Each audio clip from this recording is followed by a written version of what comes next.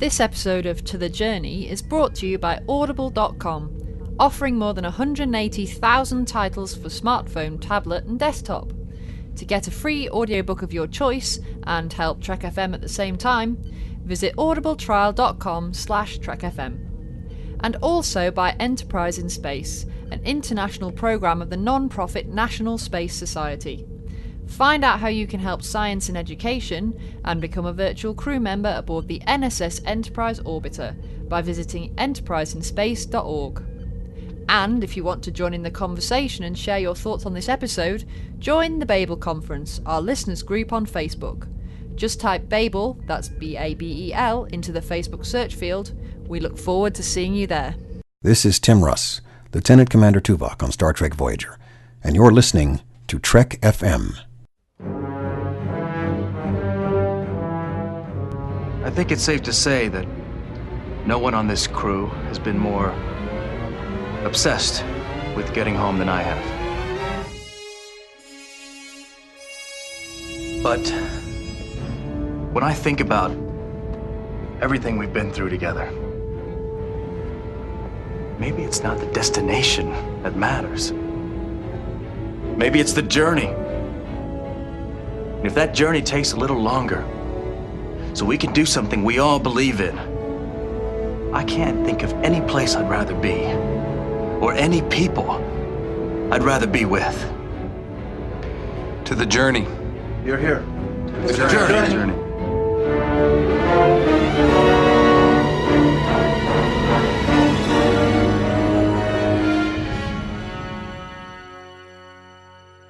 Hi everyone at home and welcome.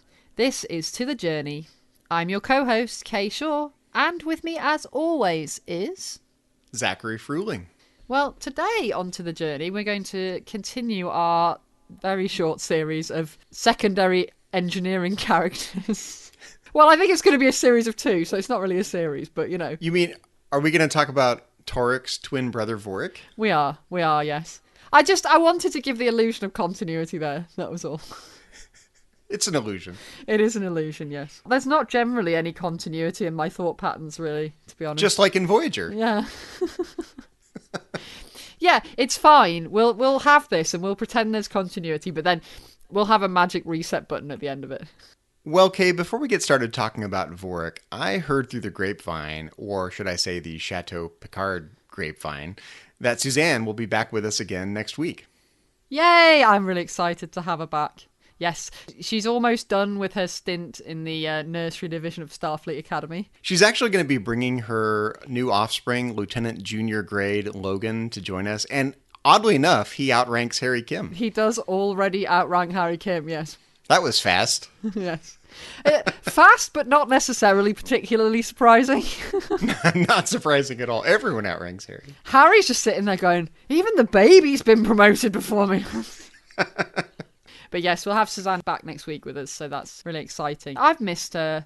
I've really missed her. Well, I don't like not being in a routine, and I have really enjoyed our TTJ Friday night recordings. It's our TTJ family time together. So. Yeah, and you know, when Suzanne's not here, you and I just end up talking about trains for 45 minutes or whatever it was. Tonight. We literally talked for the last 45 minutes before we started recording about trains and bridges and many other To The Journey tangents before we started talking about Voyager. And of course, as you've all come to expect, the differences in British and American terminology thereof.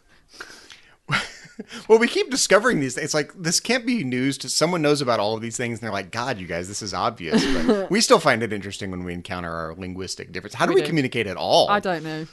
It's a miracle, quite frankly. Must be the universal translator. Yes, it must be. And who is it, Zach, that keeps that universal translator running on a day-to-day basis? Well, it's either Vorik or it's Joe Carey, one or the other. And we already talked about Joe Carey, so... So he's out. Yeah. It's got to be Vorik. It's got to be Vorik, yeah. So where do we start on Vorik? So I kind of want to start with the obvious question that there's no actual answer to, of whether Vorik and Taurik from The Next Generation are actually related. Are they brothers? Are they identical twins? Are they distant cousins? Well, I think this has been established as like semi-canon, I think. If there even Has it? is. Yes, I think. What does that even mean, Well, semi-canon? this is what I was about to say. If there is such a thing as semi-canon, which is everything that Jerry Taylor thought in her head but didn't write down. So. Okay, that's if anything counts as semi-canon, that does. Or even stuff she did write down, but not in scripts, just in books instead. But yeah, she did mention it at one point. Obviously, they liked him when he was in TNG and decided to bring him back. Of course, he has a link to... I don't know whether you know this. Do you know that he has a link to Jerry Taylor, that he's Jerry Taylor's son?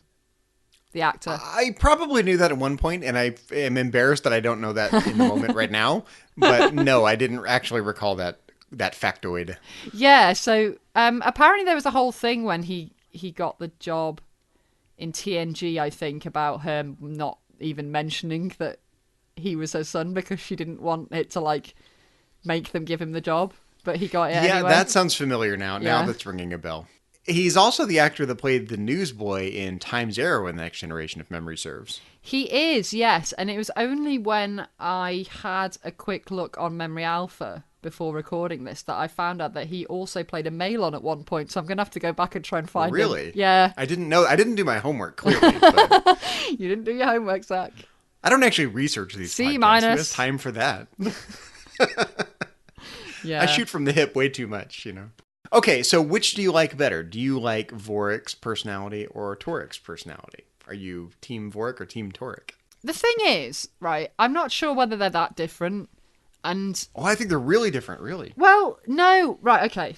So what I'm thinking at this point is, if they are brothers, for example, and I think it has been kind of semi-established that they're twin brothers, and I think this was actually taken into one of the games. It's not Star Trek Online, but I think it was actually one of the other games that it was kind of retroactively backwards engineered as And canon. it's just much more fun to think of them as being brothers. Who cares Yeah. if they're not, right?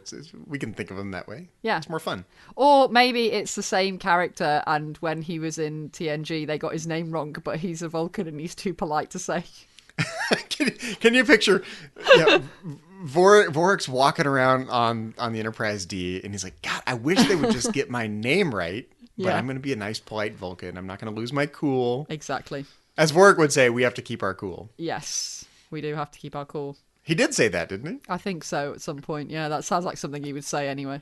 I think he got the phrase from Tom Paris. That's it, yes. And B'Elanna says in reply, there's hope for you yet, Vorik. Yes, yeah, I do remember that. Yeah. But what I was thinking was, so if we're saying they are brothers, Yeah, when let's do it. when Taurik appears in TNG, obviously they're somewhat younger. I know it's towards the end of TNG, but Vorik doesn't really feature in Voyager until season 3. I think he first shows up, even though obviously he's there from the beginning, like everybody else on the ship. So they're a little bit younger, and obviously, like, I get the impression with Taurik, and it's interesting because I think we don't see a lot of young Vulcan characters. So I think we get Saavik in the movies. He's supposed to be a bit younger and stuff, but Just angry, teenage, angsty Tuvok. yeah, and he's just kind of. I just get the feeling like he just doesn't really know how to human yet. He doesn't know how to deal with humans yet. He's like, I don't really know how to deal with you people, and he tries to deal with Geordi like he's a Vulcan, and obviously he isn't, and he's surprised when he doesn't get the reaction. But he comes back with some really clever quips in response to the shenanigans that go on in that episode. Definitely, Yeah. and I think It's got a sharp tongue. that is actually an attempt, I think, by the writers to make this kind of young Vulcan feel, like, to make him feel different from Vulcans that we've seen before. And I do quite like it. But I think Vorik is probably less stiff and starchy, I think, than Taurik, certainly. I think Vorik is kind of a loose cannon, actually. I think Taurik was actually he was a little more refined. He had not a silver tongue, but he definitely could, find just the right phrase in response to what was going on around him. He didn't quite know how to human. I think you're right, Yeah. but he was observing, and he had a quick tongue in response to whatever happened. I think Vorik was way more of a loose cannon than Taurik was. Yes. Yeah. I think so. Yeah. His marriage proposal to B'Elanna is case in point. Yes, exactly. Yeah, where did that come from? But we'll get into that in detail. We'll get there. Yeah, we will. But yeah, I don't know. There's something really, without getting into the depths of kind of the stuff that goes on with Vorik later on.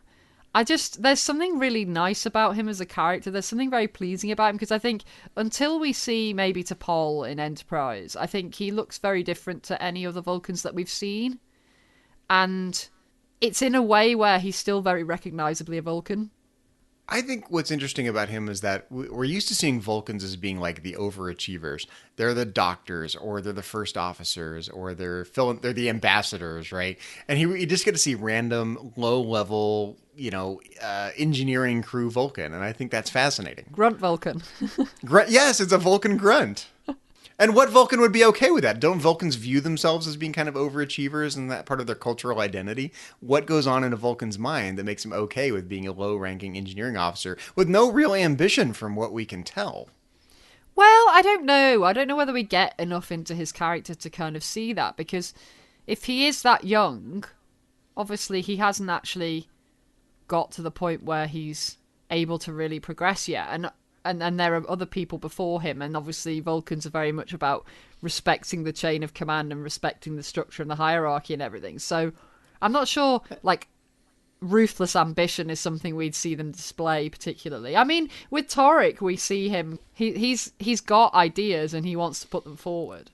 Well, see, this is an interesting question. It's a bit of a tangent because we're talking about Vulcan psychology in general now compared to Vorik in particular, but to what extent are Vulcans ambitious? And to what extent are they, what's the relationship between their stoicism, being content where they're at in the moment, no matter what they're doing, what their station is, what their rank is, their overachieving nature? Vulcans tend to be good students and overachieve. To overgeneralize, Vulcans tend to be very studious, and they're going to do what they need to do. They're going to follow the rules. They're going to try to move ahead. And ambition, why do some Vulcans move up the ranks? Is it really just this latent emotion and this sort of human-like psychology that's below the surface driving it? Do they really have ambition? Do they really view themselves as prideful and being an overachiever? Or are they genuinely stoic, and just some of them just naturally, temperamentally are fine with their station in life? Do we get that variation, or is there something else going on?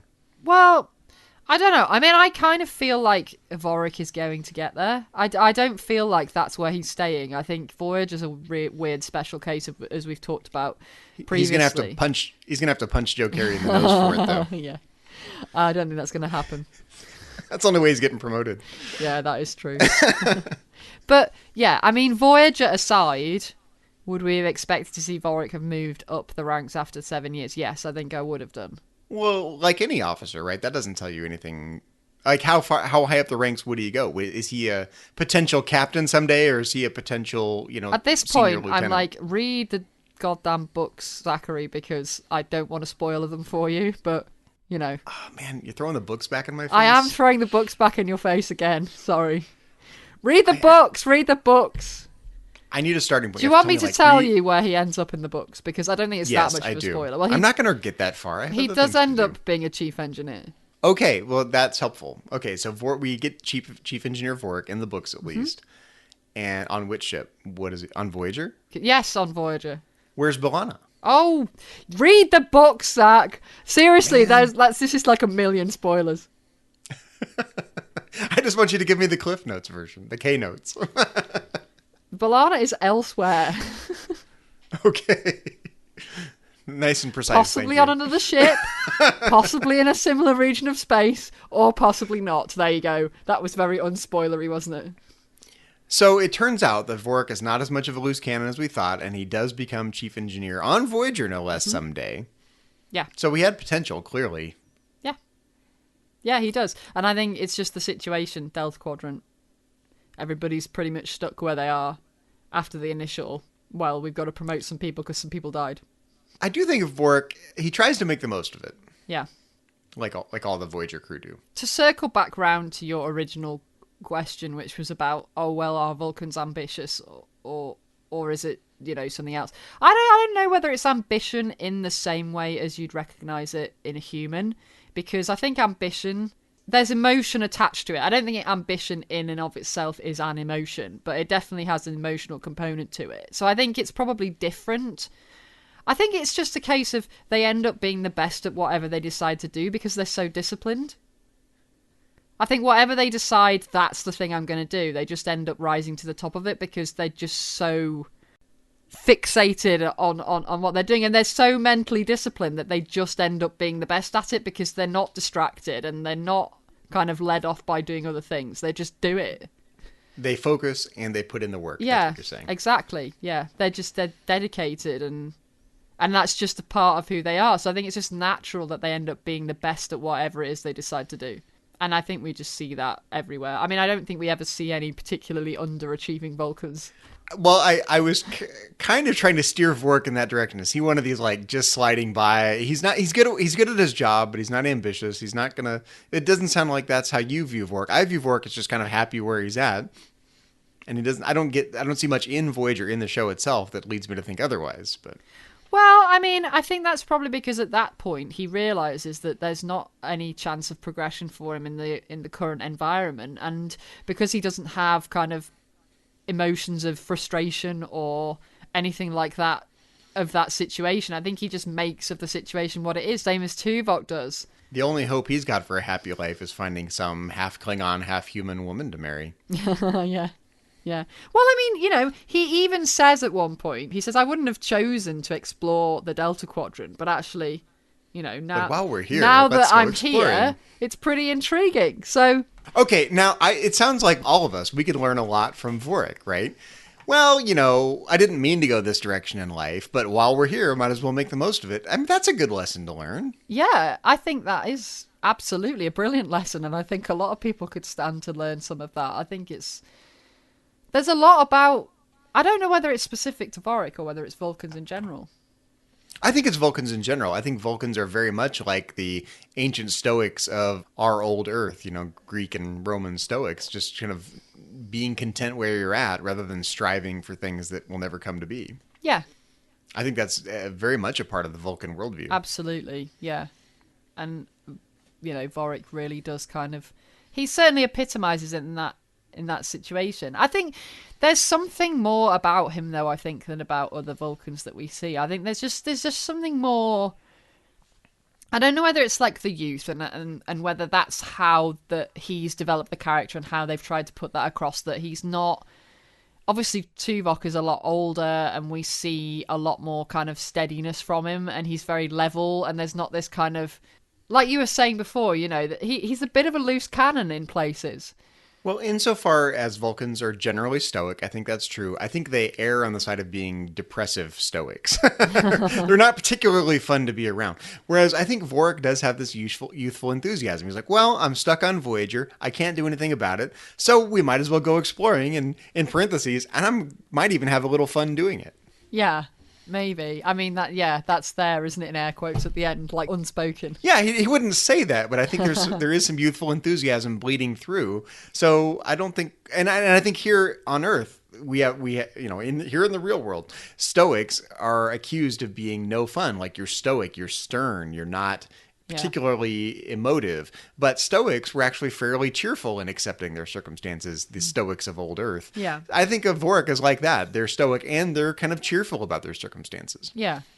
Yeah, I agree with that, definitely. And he's savvy enough to know that we shouldn't lose our cool. Yeah.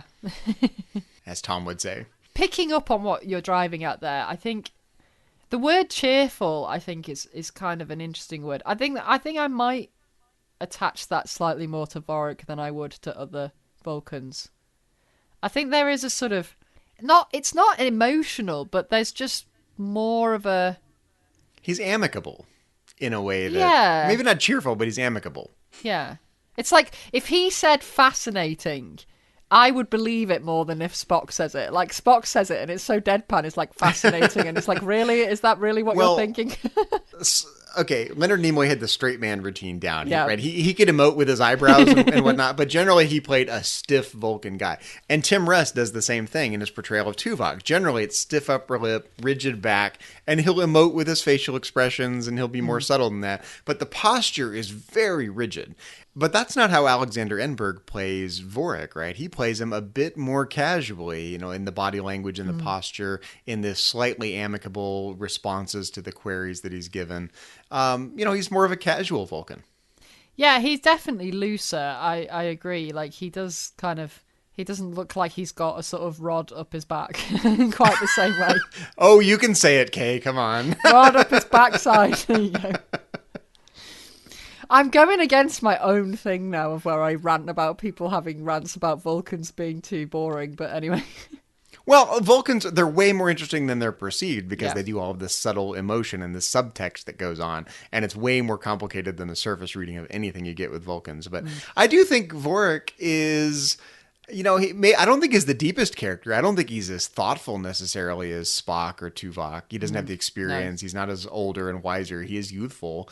But I think he's just generally, he's Vulcan, so he's not going to, bust out in a big grin or anything. But he's just more amicable and likable and casual, and he doesn't seem to feel the weight of portraying himself as a Vulcan in a certain way. I think Tuvok feels like he's got to portray himself as a Vulcan, and Spock does the same thing, as distinct from all the people around him. I think Vorik is much more willing to blur the lines between his self-identity as a Vulcan, his identity as part of the Voyager crew. Yeah, I do agree with that. Again, I think I've always thought of that as being part of, like, him being younger, and the fact that where Spock and Tuvok are is, like, somewhere you get through years of practice. It's like his Vulcanness isn't that refined yet. So are you saying that if he were back in the Alpha Quadrant, not stuck in the Delta Quadrant, if he were exposed to a bit more Vulcan culture, a bit more pure Vulcan pure pressure, he would become more Tuvok-like or more Spock-like? He would stiffen up. Yeah, I definitely think so, yeah.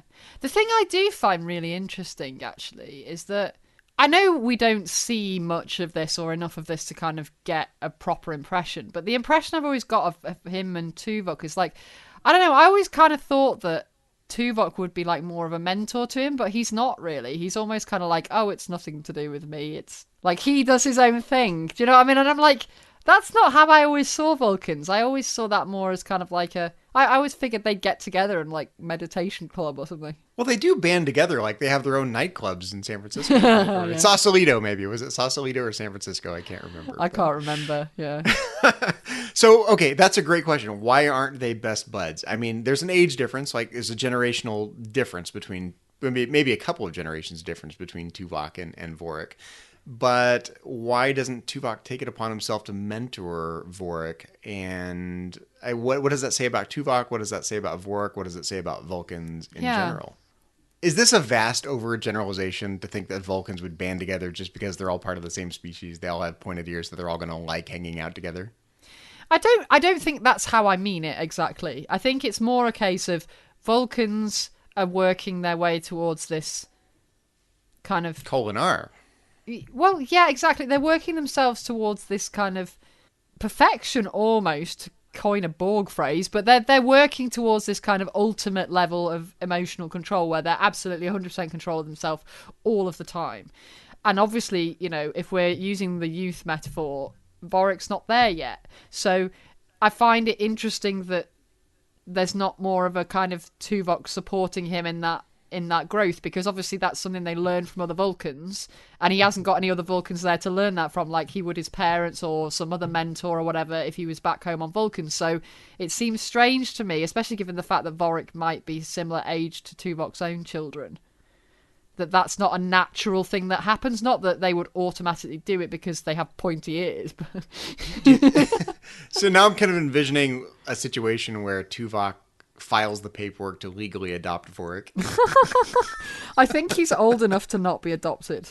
That was part of the information they sent back to the Alpha Quadrant. The adoption paperwork got sent back. Although I don't know, maybe he isn't. Like, I mean, how long are Vulcans children for? Is it much longer because of their longer lifespan? Maybe he's only like 7 in Vulcan years. I don't really know. It is kind of weird, though, because Tuvok spends a lot of time mentoring Kes.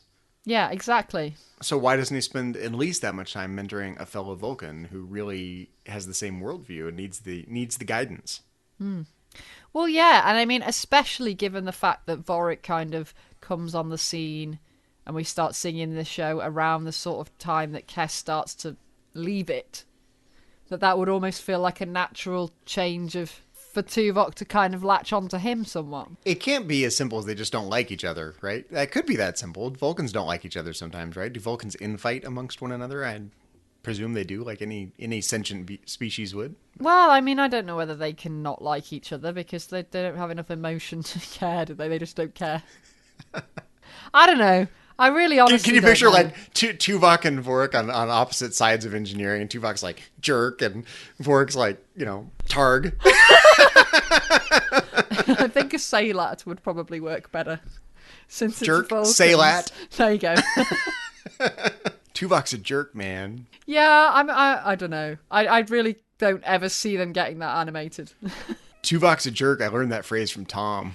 Yes. Well, that is where he would have learned that from. I can just imagine that in engineering, and B'Elanna's there and she sees it, and I don't know why Tom would be in engineering, but he has to for this scene to work in my head.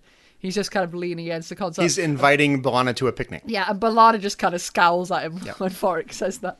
I learned that from Tom, and B'Elanna just scowls at Tom. She's like, "Oh, what are you doing to my staff?" Watch what you say around the Vulcan kids. Yeah. Look at what he's picking up off you now. He'll be swearing in a minute. Vorik's like a sponge. He is like a sponge. He is. Well, he must be a kid because, we all know before blood fever, he hasn't gone through puberty yet, so... That's a frightening thought. It kind of is true, though, isn't it? Like, I mean, that's his first Pon Farr, so... There's like a difference in scale there, like human puberty versus Vulcan first Pon Farr. Are those on par? Pardon the pun. Are they on par with each other? Well, they kind of must be. Because, presumably before their first Pon Farr, they've not done anything or kind of been there. Like, what is second base for a Vulcan? Now, we know that some Vulcans play baseball, so they understand the metaphor. What is the Vulcan second base? Sharing a prayer mat.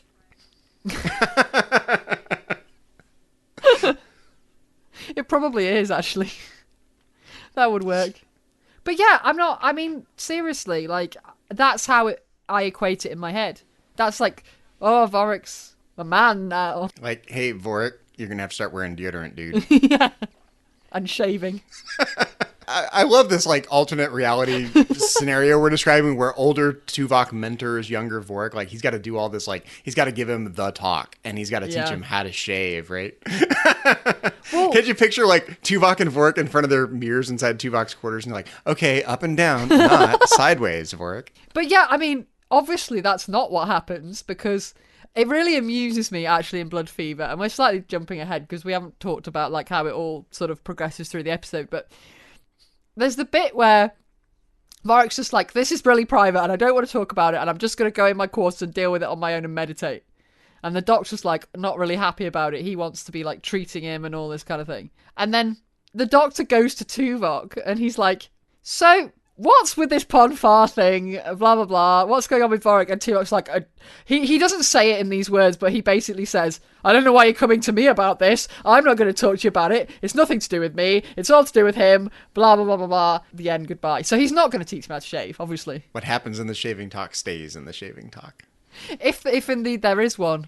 Apparently, Vulcans just have to figure it all out on their own. Self-sufficiency is very important for a Vulcan. It's like humans and cleanliness is next to godliness. Yeah, something like that. I can picture this Vulcan phrase, self-sufficiency is next to Kolinar. Oh, okay. Yeah. I like Thanks that. for the advice, Tuvok. Still need to learn to shave, jerk. Yeah. I still have no idea what I'm doing with this thing. I've cut myself 5 times already. But, yeah, I don't know. I mean, we've been in before into this whole weird thing that Vulcans have with the privacy around Pon Farr and all the rest of it. And how it doesn't really make logical sense. But I don't know. I kind of felt like I got a bit more of a sense of what that was all about when I watched Blood Fever this time. Well, I think what's fun is seeing a youthful person go through Pon Farr, right? Spock it wasn't his first Pon Farr, even when we see Spock going through Pon Farr, right? Yeah. The first time in the original series, right? Yeah. That was not his first Pon Farr. No. Right. So, and then we see older Vulcans, of course, going through Pon Farr, but we never really saw like a youthful, fresh out of the academy Vulcan going through Pon Farr and how massively irrational he could be. And and I think this is important. Like, I mean, attraction is like this in general. I think this is a metaphor for us, and maybe it's a metaphor for Gene Roddenberry's psychology too.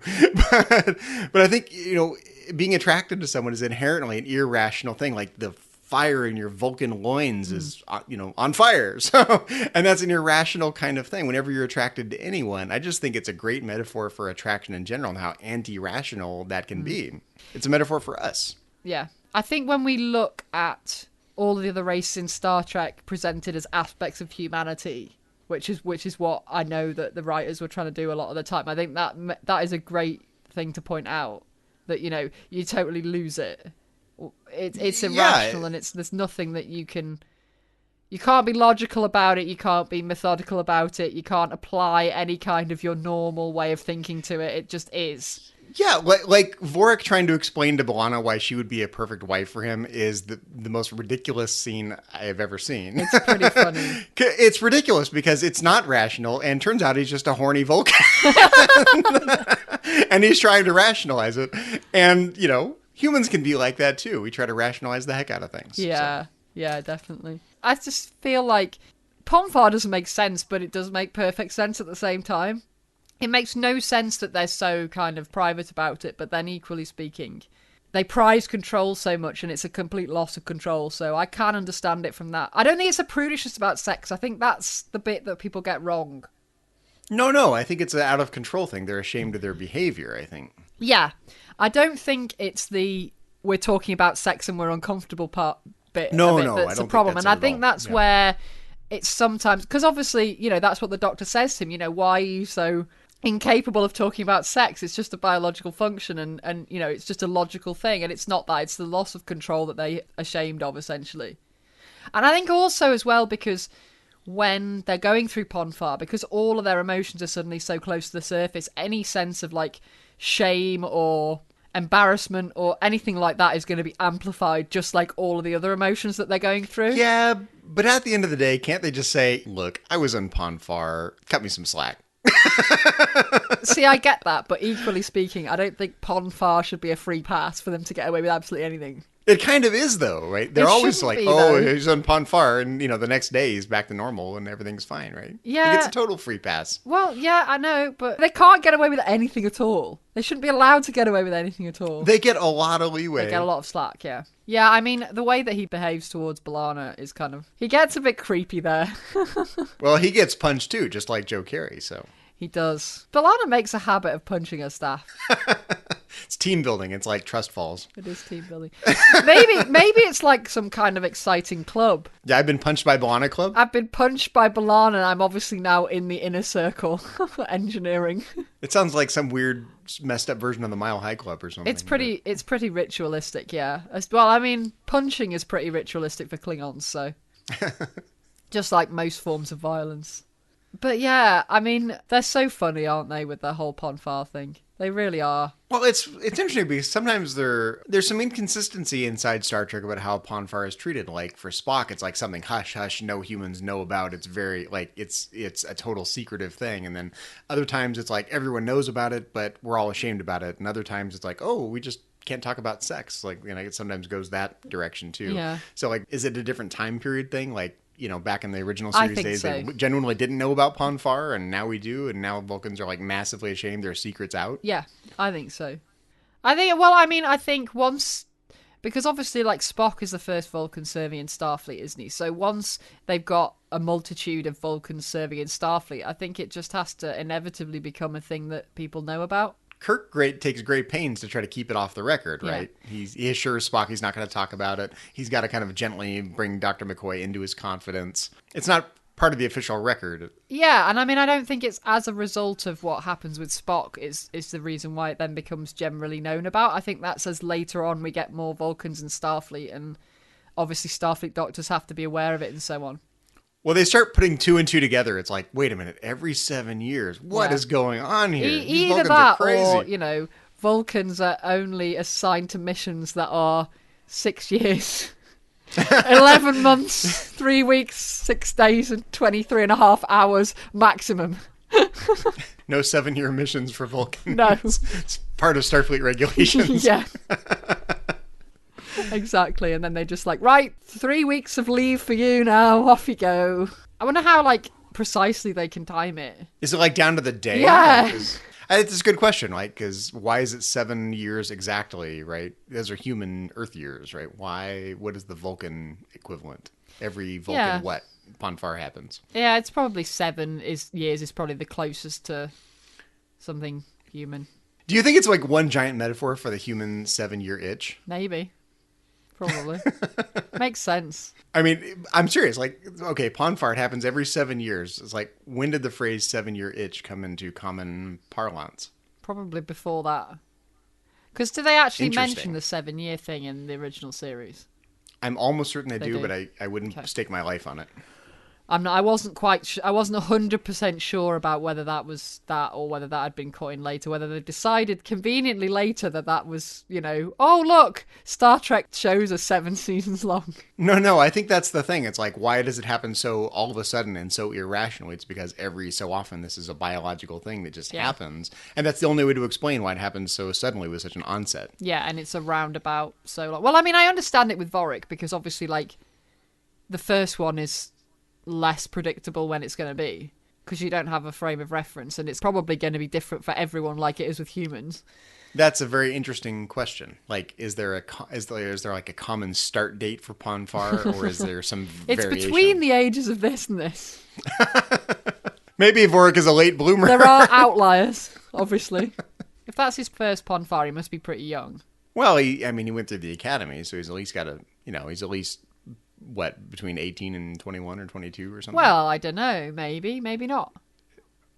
Maybe That's not. just like how it works for humans, isn't it? I don't really know how it works for a I Vulcan, assume admittedly. ages of when you can go to Starfleet Academy is just whenever they think you're ready to pass the entrance exam, not what age you are. Yeah, we do see some instances of like older teenagers that aren't quite technically like Wesley Crusher. He's going to the academy. He's not an adult yet, right? Well, yeah, and then some races, like, I know we don't ever see Ocampa in Starfleet Academy, but if they were to go to Starfleet Academy, obviously they wouldn't have to wait till they're 21 because they'd have been dead for 3 times the length of their life by then. So your question is are Vulcans in general, and Vorik in particular, are they more like humans or are they more like Ocampans in their lifespan and the Well, their timing lifespan of is their generally a first lot Pon Farr? longer than humans, isn't it? But how long are they children? How long are they teenagers? Well, that's the in bit human I'm not years, quite right? sure about because we don't actually ever find out how old he is. I mean, maybe he's like 30 or 40, but actually in Vulcan years, that's still pretty young. That's a long time to wait for your first Pon Farr. Well, yeah, but not necessarily for Vulcans. Not when their lifespan is so much longer. I think I had some friends who had to wait that long for their first Pon Farr. The Ocampa are probably thinking, wow, 13, 14, that's pretty long to wait for puberty. It's a long time to go without. Yeah, exactly. So, it's all relative, isn't it? We don't really know the answers to really these know the questions, answer. of course. No. We're But it's in pure interesting to speculation think land about here. it.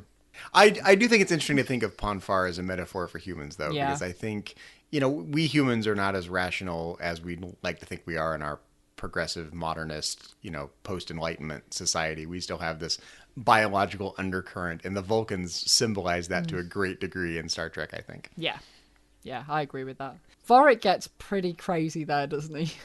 So what do you think about his proposal to B'Elanna? I thought it was romantic in a way. He's like, I think we'd be a good match, and blah, blah, blah. And then he gets like a little crazy, a little too quickly there.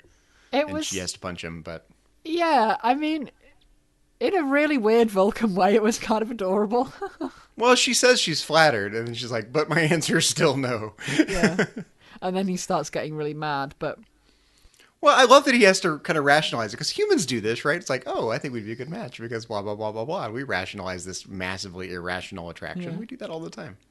I love it when he says, Well, I can't remember exactly what it is that he says to her, like, to begin with. But then when she's like, what is it that you're saying? He just responds with this amazing sentence. In human terms, I am proposing marriage. Do you accept? I like the part when he basically says, you're kind of a loose cannon, B'Elanna. You're half Klingon with your temper. I could help tone that down. Yeah, and then there's the whole thing about, well, you are restricted to 73 male individuals or whatever it is on board, and probably most of them would break if you tried to do anything with them. And he says, and their numbers are dwindling. They're pairing off. You better hook up with me quick. Yeah, and I'm totally robust enough to stand your Klingon. How's your father? Well, he does have superior strength, you know. So. Yeah, and then it all gets a bit wrong after that. It does. I'm not keen on that bit, actually. I find that. I mean, I get it, and I don't have a problem with it in that way, but it's a bit uncomfortable to watch. He oversteps his bounds in a number of ways. Yeah. But that's what I'm saying. No consequences, right? He's acted very badly, but no consequences. Because he's got the Pon Farr excuse card to play. Well, I mean, in a way, I kind of wonder whether or not it wouldn't be more, like, up to B'Elanna. Because if B'Elanna says, oh, well, he was on Pon Farr, it's fine. But if she was like, no, I'm not cool with this, you need to do something with this guy for what he's done, then I think they would probably do something about it, yeah. I guess that's overall my point, though. People are generally pretty tolerant because they understand where Vulcans are coming from on this. Yeah, I think so. I mean, it surprises me that they wouldn't have come up with, like, some other way of dealing with it. I don't think there is what is a good way to deal with it? Like, you could put him in the brig, like, until it's over. Like, what else can you do? Well, I mean, it's the 24th century at this point, and there have been some fairly epic advances in medicine to where we are now. And give him a hypospray? Yeah, well, yeah. And I mean, Tuvok says over and over again, oh, it's a chemical imbalance. It's like, well, rebalance his chemicals with a hypospray. I mean, like, I don't quite get why they can't just do that. But it's a natural thing, Kay. Yeah, and that's fine if they're in a situation where they can just go and deal with it in the normal way. But when they're in a situation where they can't... I said that totally ironically, because just because something's natural doesn't mean it's, like, the morally right thing to do. Got like, you. Pon Farr might be a natural occurrence for Vulcans, but it still makes them act like jerks. Well, exactly. And I mean, if it's putting the people that they work with or that they're around at risk from them, like violence, then, yeah, you need to do something about it. So is there a Pon Farr treatment pill in the 24th century, or we never really learned this? Well, the there Pon isn't. Farr There hypospray? obviously isn't. And I'm fine with the fact that there isn't, but I want to know why there isn't. I want the explanation of why we can't have that, and we don't get it. So that kind of annoys me. So do you think there's like two? There's like the Pon Farr suppressant, and there's like the Vulcan version of Viagra, like the Pon Farr enhancement? The blue pill or the red pill? The blue pill or the red pill, wow. I don't even know where to go with that, Zach. No, they just got to wait. Yeah, Star Trek explores every aspect of the human condition. it does. We love it for that. Do you know, it's quite interesting, actually. This is just something that's in my head at the moment quite a bit, actually, because of the new series coming out. Because obviously, you know, people could be listening to this at any point in the future. But as we're recording now, we're about 10 days away from the new... Not even 10 days. Well, 9 days, according to my 10 count. days for me, thank you. Oh, that's right. Away from the new Star Trek show Discovery coming out, and I'm just thinking about it because there's been a lot of things about people saying about, you know, the certificate and the fact that it's been rated slightly higher than previous Star Trek series, and how people are worried about what the content's going to be and all the rest of it. But actually, sometimes I watch Star Trek and I just think it's already been there. Definitely already been there. In terms of television, I don't really care for gratuitous sex and violence No. for its own sake. But if it has something to say about the human condition, and I think if anything is a part of the human condition, our biology is a part of our human condition, right? So I don't mind, you know, delving into those topics as long as they say something about us as a people. Yeah. I think Star Trek is more out there on a lot of topics than sometimes people remember it being. I think people romanticize it a lot more. Yes. Look at the original series. It's a sexy little show. Yeah. You know, look at those sexy androids they have walking around. Yeah. And I mean, like, once you get to season 3, Kirk's just got a new girl every week. pretty much. Yeah, I mean, people can romanticize the history of Star Trek, and you got to go back and watch it with fresh eyes. Oh, there's no sex in Star Trek except that episode I'm thinking of now where Kirk... Except most of the original series and a good portion of the Next Generation. Oh, and some Voyager while we're Well, at I'm just thinking about that bit where that episode where they cut back to Kirk putting his boots on. And it's like, yeah... Subtle. It may be slightly subtle, but it's not really very subtle, is it? Right, it's not. So no, but that's what I like about the Vulcans. The Vulcans, they draw attention to this inner conflict that humans have about these aspects, right? Kirk, you kind of go, he's a caricature of himself in a way, like he's the ladies' man. He becomes a caricature. With Vulcans, you see the inner struggle that we humans go through any number of different ways in the course of our own being. Yeah. Yeah, I mean, it's interesting because I get what you're saying about the whole, oh, well, you fall for someone and everything goes out the window. But equally speaking, I think we've got to be careful not to just assume that means a total loss of control, because it doesn't. Oh, well, not for humans, but for Vulcans, it seems to. Well, Vulcans, it's an exaggeration. It's an exaggeration, yeah. Yeah, that's what I'm saying. I think the Vulcans are a caricature in the sense of portraying an aspect of human nature, human being, but amplified, exaggerated, turned into a cartoon, for lack of a better word. Yeah, well, I mean, we see that throughout Star Trek with the Klingons and the Ferengi and everything else that we see. They're all caricatures. Really, exactly. Yeah, exactly. So, Kay, I'm trying to think of other instances where we see something of substance from Vorik, because he's there a bit, but he's often plays this background role, like he's fixing something, engineering, doesn't have a lot to do. I remember, though, that he is part of the crew that designed and built the Delta Flyer. Yeah, I mean, he is, yeah, but I don't know whether we get an awful lot from him at that point. Well, I don't think we get a lot from him, but I was kind of wondering what his take on it would be. Like, Tom wants to turn it into a hot rod, like, put the cool old-fashioned controls and the joysticks, and he's going to soup it up a little bit. What do you think Vorik's take on the souped-up hot rod Delta Flyer was, even hypothetically? I think that, after the discussion that we've had now, I think that Vorik would pretend that he's really interested from an engineering point of view in the Delta Flyer, and it's all an interesting intellectual challenge. But in reality, he loves the Delta Flyer because it's like a really hot car that you can go fly around. And secretly, he looks up to Tom and he's got a bit of a man crush on him. I can picture it now. Vorik's like, Commander, can I have permission to take the Delta Flyer out of the shuttle bay for some diagnostics? He's like, really? I just want to hot rod it. Yeah. And he's punch it. And he's sitting in the pilot's chair pretending to be Tom, because Tom is secretly his role model. Do you think he makes, little vroom vroom noises like vroom vroom, vroom? Probably. While he's driving, when no one's watching, of course, secretively, to himself. How would we know? Because we never got to see it. I think that's headcanon now. Right. I mean, he just wants to be Tom, doesn't he? He just wants to be Tom Paris. He wants B'Elanna. He wants B'Elanna. He's picking up Tom's phrases. He's helping him build the Delta Flyer. He doesn't just want to ride shotgun. He wants to drive. We've identified the secret truth about Vorik during this episode. He just wants to be Tom. Yeah. Well, it's funny because he does kind of look up to Tom. Like, I learned that phrase, we shouldn't lose our cool, from Tom. Yep. He's not getting stuff from Tuvok. He's learning stuff from Tom. Yep. Wow. A young teenage boy with Tom Paris as his role model. As his role model? That's a frightening thought. It is Tom quite Paris a scary thought. Is the young Vulcan's role model. Early Tom Paris. Later Tom Paris is fine. It would have been fun, given that, if they had drawn that out a little bit. Like, it would be fun to see Vorik hanging out in the Captain Proton program with Tom and Harry. Oh, yeah. Tom, Harry, and Vorik. Who would he have played, though? He would be Buster Kincaid's sidekick. Oh, the sidekick's sidekick. Sidekick of the sidekick. Yeah, I never knew this was where we were going with that. I didn't know that Vorik was going to turn out to have a man crush on Tom, but apparently he does. Apparently he does. Apparently.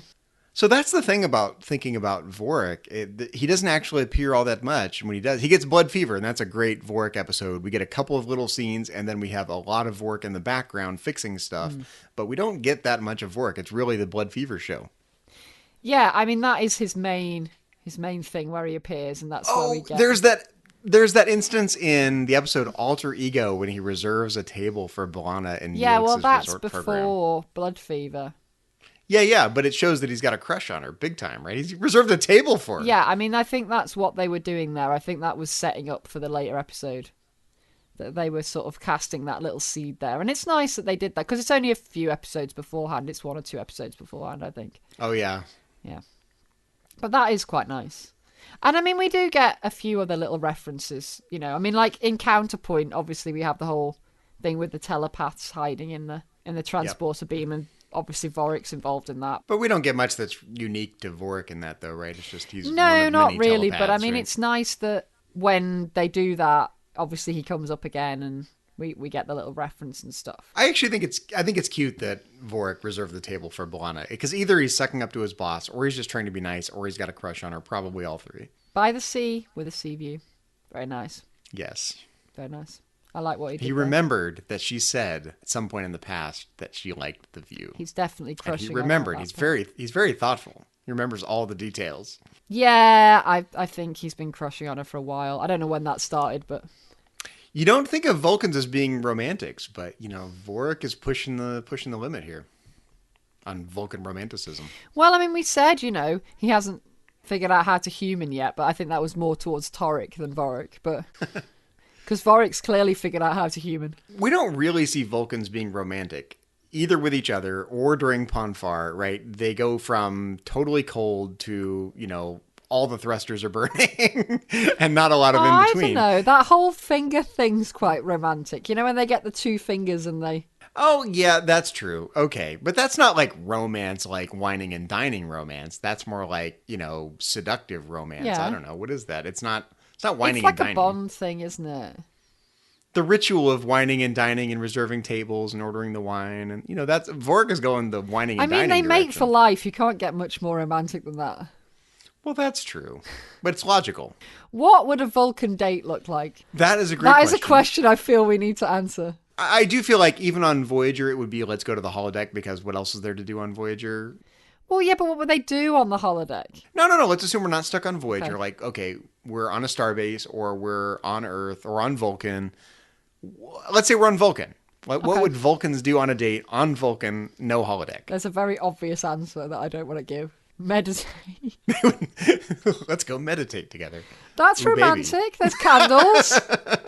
There's a whole ton of candles. That's true. They got the candle thing going. Do you think they would go to the Science Museum, the Science Institute? Yeah. Sorry, the Vulcan Science They have Academy? all of those, I'm sure. Museums, institutes, and academies are all things that... Yeah, you just kind of think Vulcans are just walking around doing their science stuff, but really they're all on dates with each other. Who'd have thought? Yeah. Maybe Vulcans are just on dates all of the time. Wow. You'd never know it, but maybe it's true. We are making some stuff up tonight. I don't know where this is coming from.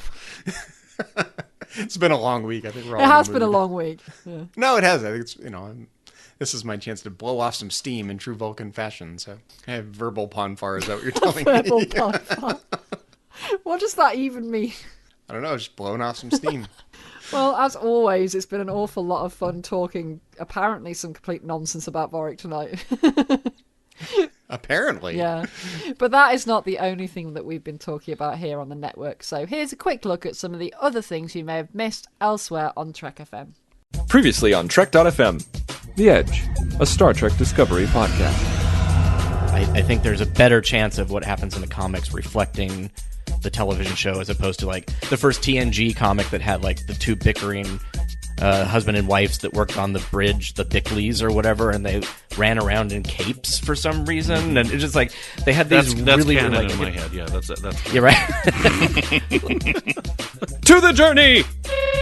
And so I could see the Hirogen viewing themselves as very noble, very civilized. They don't let their prey suffer, but really they're doing these horrific things, just like we do here in the Yeah. real world when we have to go fight wars. Yeah, absolutely. I think they go home and they write an epic poem about it, and that makes it okay. The Hirogen equivalent of Beowulf. Right? Warp 5. Gary Graham came over and said a couple of nice things, but the funny thing was he said, I've been on this show for 4 years. This is my first day on the bridge. You're over there firing the phasers? What is going on? Standard Orbit. I was really hoping that Quinto would have a tie-in to, when the Hobbit trilogy came out, a few years ago. I was like, oh, they might tie into that, and Quinto can have a remix of the Ballad of Bilbo Baggins. They didn't quite go there, did they? So no, they did not. They did not. But, there are certain things that you can, I guess, mirror or remake that is not something that should ever be remade. And that's what else is happening on Trek.fm. Check out all these shows and join the conversation about your favourite corner of the Star Trek universe and beyond. You will find us wherever you get your podcasts. If you're an Apple user, be sure to hit the subscribe button in Apple Podcasts on iPhone, iPod or Apple TV, or the desktop iTunes app to get the latest episodes as soon as they're published. And please leave us a star rating and a review. If you're not an Apple user, we've got you covered as well. You can find our shows on Google Play Music, Stitcher, TuneIn, Spreaker, SoundCloud, Windows Phone, in most third-party apps, and you can also stream and download the MP3 file from our website and grab the RSS link. Well, we would love to hear your thoughts on today's show, and there are many ways that you can share your thoughts with us. The best place to join in the larger conversation with us is in the Babel Conference, Trek FM's listeners-only discussion group. Just type Babel, that's B-A-B-E-L, into the search field on Facebook, and it should come right up. If you'd like to send us an email, you can use the form on our website at trek.fm/contact. Choose Message to a Trek FM Show and select To the Journey. That will come right to us. You can also find the network on Twitter at TrekFM and on Facebook at facebook.com/TrekFM. Well, Kay, when you're not down in sickbay getting your Pon Farr hypo spray, where can our listeners find you on the interwebs and around the Trek FM network these days? Well, you can always find me in the Babel Conference. And if you want to look me up on Twitter, my handle is ChocoWeeble. And Zach, when you're not looking up to the wrong role model, where can our listeners find you? That's the best kind of role model we're talking about. You have more fun with Tom than with Tuvok. Absolutely. Who doesn't have more fun with Tom than Tuvok? Totally. Well, you can find me elsewhere on Trek.fm as co-host of Metatreks, Trek FM show on Star Trek and philosophy. Especially if you want to hear me talk more about Vulcan stoicism over there on Metatreks, you can find me over there, along with my co-host, Mike Morrison. You can also find me in the Babel Conference if you'd like to talk about Voyager with me over there, and you can find me on Twitter. My handle is just my name, at Zachary Fruhling. That's Zachary, Z-A-C-H-A-R-Y, Fruhling, F-R-U-H-L-I-N-G. And Kay, while we're at it, do you want to let our listeners know where they can find Suzanne, our Missing in Action co-host, who will be returning to the Journey next week, as we understand it? Well, you can find her on Twitter, and her handle there is KJaneway8. If you'd like to help us keep all of our shows coming to you each week, you can become a patron of the network on Patreon. Visit patreon.com/TrekFM. That's patreon.com/TrekFM to get all the details. Perks include early access to episodes, exclusive content, producer credits, and more, available through our special patrons website, The Patron Zone. It requires a great deal of money to produce, host, and distribute these shows each month, and we really, really appreciate any support you can give us, so we hope you'll join the team. Again, you'll find all the details at patreon.com/TrekFM. Well, there are some people we'd like to thank before we call it an episode. We'd like to thank C. Brian Jones, the founder and publisher of Trek.fm, and the role model for all of us, Vulcan or otherwise. Our executive producers, Matthew Rushing and Kenneth Tripp, Aaron Harvey, our art director, Richard Marquez, our production manager, and Brandon Shea Mutala, our Patreon manager. And we'd like to give a special thank you and a shout out to our 5 associate producers here on To the Journey. We'd like to thank Bruce Lish, Ju Kim, Richard Marquez, Patrick Carlin, and Norman Lau. Thank you for your support of Trek.fm and To the Journey. So, join us next week when, in human terms, we'll be proposing marriage. Do let us know if you accept. But until then, this has been To the Journey.